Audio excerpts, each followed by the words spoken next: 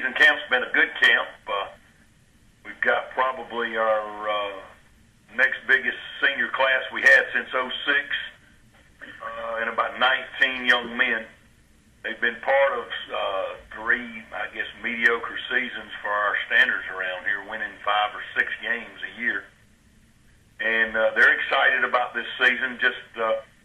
I didn't really know how good West Virginia was till I started watching them on film this summer. I certainly wish Divine would have gone on and gone pro. You know, they got a big, strong line. They've got some good, I think, 2 senior linebackers. I ain't seen a free safety 6'5" that can move like they got. And just got a host of running backs. One of my favorite people in the whole world is Bill Stewart. I think he's a class act. Coaching is great for having a guy like him in coaching. And was certainly very happy for him when he got that head job. When Rich went to Michigan, I don't think they could have hired a better guy at West Virginia than Bill Stewart. Well, I guess it don't scare you, but you just are, you know he's a great player. He's going to do very well, I believe, in the NFL. But our guys have an opportunity to try to slow him down a little bit. You're not going to completely stop him. And it don't matter where they hand the ball off to him. If they throw it to him out of the backfield, you know, if they throw it to him in the backfield, if they hand it to him up the middle, if they hand him a hand sweep going outside, he is lightning. He is very fast. He probably runs 4.3. And what he does a great job of is hiding behind those big old linemen they got. I remember going up there when Rick Trickett coached the offensive line. We visited with them probably 5 years ago and studied a little bit of their spread offense and tried to, you know, duplicate some things there. But they're big, hard-nosed, tough linemen, and they've got speed, skill guys. They're a darn good football team. I think preseason they're 23 in the nation, and after we play them, I'm certainly pulling for Bill Stewart and them to finish top 20 in the nation. I think they can do it. They're good. Well, Zach McDowell, who transferred to us from Wake, from Harrison High there and around Atlanta, Georgia, is our starter. He's had a good camp.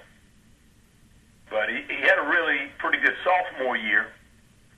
And junior year was not that strong, but you know this, people that follow football and are very involved with it, it's hard to be a great quarterback if your offensive line doesn't do a great job. And last year we didn't protect him very well, and his numbers suffered. They went down. And like I said, he's worked hard. He's had a great preseason camp. But as you know, we're not going up against FCS opponents in this opener. We're going up against a very good West Virginia football team that, you know, since I've known Coach Stewart, we pull for him. Heck, our orthopedic surgeon played quarterback up there, Dick Ward. They knew him as Dickie Ward. He played for Carlin and Bobby Bowden up there. So I told him, don't be wearing West Virginia gear on the sideline now when we up there. But offensively, I think anybody will tell you this.